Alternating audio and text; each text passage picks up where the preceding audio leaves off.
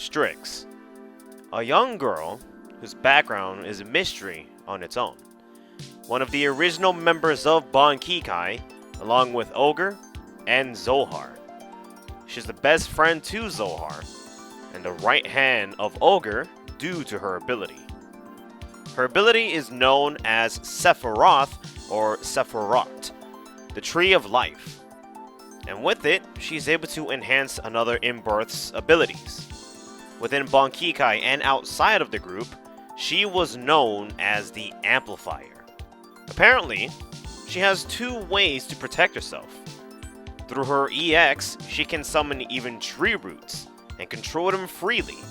But sadly, in the Chronicle mode, this was never shown.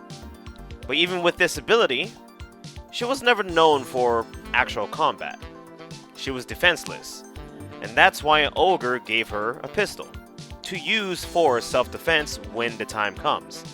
Even now, she never used the pistol or even found any need to use it. During the fight between Bankikai and Amnesia, she was at her own limits along with Ogre.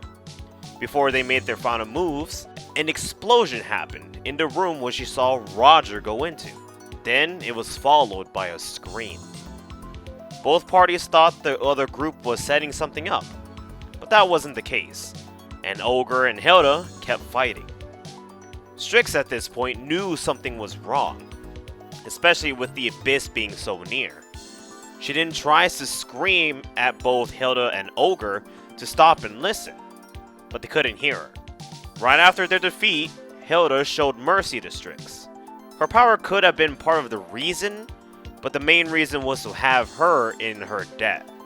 And when the time comes, she'll know when to pay up. With that, Ogre gave her one last order: to find Zohar and not to return. What played a role in this decision too was that the Abyss was acting up around this time, and everyone felt this. It wasn't like Zohar just walked away though. Ogre was the one that told her to look for Gordeau before the fight, since they were only greeted by Hilda and Kiru and Roger. So to keep his members safe, he made this call. To Strix, this call kinda shocked her, cause during the fight, she saw Gordeau walk into the building, meaning either Zohar and him never met, or she lost any fight. She wasn't a fan of this at all, but there was no time to argue. So she says that they'll meet up again and talk in detail when this is all over. She wanders through the Hollow Knight, out of the building to look for Zohar. According to her, she's able to trace the flow of EX of a person. She can tell how strong the EX is along with their gender. But most of it is just guesswork, honestly. But when an invert's power is displayed, similar to Hilda or even Ogre, that's a different story. After a while of searching, she was able to find her. Zohar sprung a surprised look on the fact that Strix came out of nowhere. But to Strix, she was greeted by a tattered Zohar, torn clothes along with bandages covering her arm, leg, and part of her face. It was for a quick fix, she said to herself, so she didn't really need to worry about them. But something was bothering her. For some reason, the woman in front of her didn't feel like Zohar. She felt like it was someone else. They break down the situation. When Zohar left to look for Gordeau, she couldn't find him and got worried and headed back to Ogre and Strix. But right before that, she saw someone go into another room of the building. So she followed. And within those moments, she was almost consumed by EX from the Abyss. And the person she followed, she really did try to save him, but she couldn't. If she even tried to continue to stay there during that moment, she wouldn't even be standing in front of Strix as of now. But that didn't mean she was able to leave without suffering some injuries. Zohar tells her how her eyes, arms, and legs didn't feel right. Almost like it was poison and that something was writhing inside of her. and Strix noticed her body. Parts of her body looked charred due to the EX enroaching her skin. The bandages weren't meant to heal injuries, they were meant to hide her skin. With that, Strix told her that they needed to get out of here as soon as possible. But Zohar immediately thought of Ogre. To leave him behind didn't sit well with her. Strix only said that he'll be okay, and that they'll be doing him a favor. But upon hearing that, Zohar's expression shifted. Her eyes dark and red. Then her EX began to pour out. Hatred was emanating from her. Then she began to scream towards Strix, saying how Bon Kikai changed because of her when she awakened to her power, saying how she had nothing now ever since then. Even Ogre, people gathered towards the group and she lost time with him, and how she even hated him for choosing Strix as her right hand. She even blames her that she was the reason why Ogre lost, saying how if she didn't agree with Ogre to look for Gordo, all of this wouldn't have happened. Zohar just didn't want all these changes to happen towards the group, and even towards Ogre. Strix was shocked with this sudden burst of anger from Zohar, but even in her head, she sadly had a feeling that this was how she really felt about her, and that she even had special feelings towards Ogre. When Strix tried to calm Zohar down, Zohar kept shouting at her, telling her to shut up. And before Strix knew it, Zohar impaled her chest from her powerful tainted power and broke Strix's vessel at that moment. The pike itself was tainted from the abyss, and so it seeped into Strix's chest in the process. Zohar yells in satisfaction, saying how Ogre is gonna need a new right hand and it's gonna finally be her. Also saying how she wanted to do something to Strix like this for a very long time. And of course, how she expressed hatred towards her. But during it all, Strix saw Zohar look happy at that moment, but sad at the same time. Her emotions were mixing too much that even Zohar begins crying, while her yells turned into roars. And soon after, she walked away. Strix, about to black out after her vessel broke, asked her where she was going. Zohar responded saying she doesn't know, but maybe she'll pay Amnesia a visit and kill them all. Then says how she'll look for Ogre next and possibly kill him too. As Zohar walked away, in this moment in time, Strix started having her own second thoughts.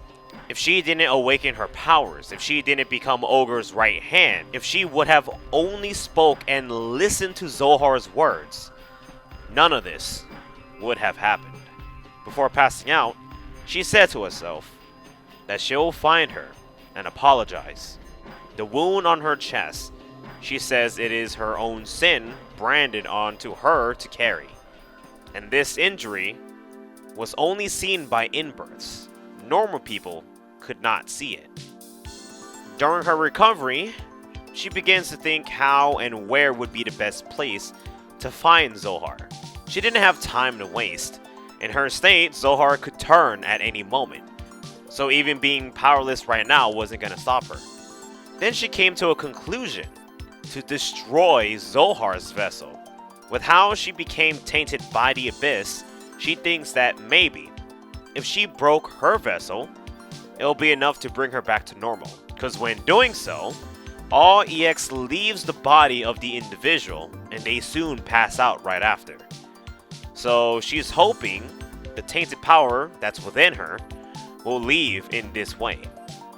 She gives a soft grin, saying a smack to the face will work as well, but breaking her vessel, as she did to her, will be one of her ways of apologizing. But then she came towards another obstacle. How is she going to break Zohar's vessel when she isn't an in-birth anymore? She had to find someone insane enough to help her cause, and for that she heads towards the next night alone. Doing so is beyond dangerous right now, but her resolve to find a way to save Zohar was enough to push her. She enters the Hollow Knight, and he greeted her like normal, even with her broken vessel. She can't sense the presence of someone's EX now, so she proceeds with caution. It was abnormally quiet, and when she nears a wall, that's when she started hearing footsteps. She panics a bit. Her first encounter with an in-birth while being defenseless, she didn't know what to do but walk a bit slowly. Then a figure walked out. It was Byakuya. He gave off a surprised look towards her and was muttering the word "you." She didn't really know how to respond, but decided maybe to act somewhat friendly towards him. He responded to her with intense fervor, calling her sis, and how he finally found her after all this time. But soon after, he asked who she was, and she asked the same, also stating that how she isn't his sister. But to this, Byakuya's response was somewhat eerie, saying that he knows she's not his sister, even though he just called her that. Confused after such a response, she basically said that he didn't seem like a bad person, but she says to herself that he probably has no information on what she needs and says her goodbye to him. But right after that, Byakuya stops her, asking her to hear him out basically. She lets him speak, wondering why he didn't want her to leave, but he didn't quite know how to express the feelings he had in that moment, even saying how she'll laugh at him, but he says it anyway. He saw his sister in her. Nothing more, nothing less. From the way she moves to her looks are all too similar, but even at that time, he always kept saying how she was much better looking than her. Strix at this point figured that since he kept bringing up his sister, she was no longer alive. And with that, she didn't laugh at him for saying what he said. He asked her what he should call her next, and she said saying sis was fine. He was quite happy with that, and continued to ask her more questions. More importantly, why is she here in the Hollow Knight? He even expressed how he felt that she wasn't a fighter, let alone wanted to fight anybody. She decided not to talk about her broken vessel and said that she is indeed an in-birth, but just one not built for fighting. She then told the truth about why she's here in the first place.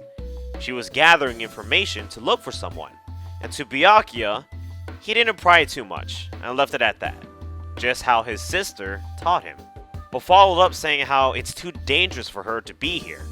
Strix was nearly getting irritated at this time with his behavior. She knows she's weak and all, but he kept saying how it was too dangerous for her repeatedly. It was quite the predicament. That's when he said it though, that he'll protect her.